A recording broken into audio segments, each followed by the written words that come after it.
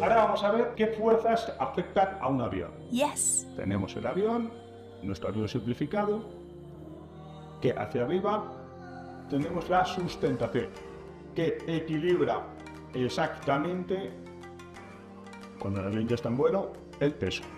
Por otro lado, tenemos el empuje del avión y luego tenemos aquí la resistencia, vamos a tener una cierta resistencia del aire, pero va a ser más pequeña. Entonces aquí la clave para que el avión se sustente en el aire es esto. Esta fuerza es igual a esta, ¿de acuerdo? Y esta es para que el avión avance. El empuje es mayor que la resistencia.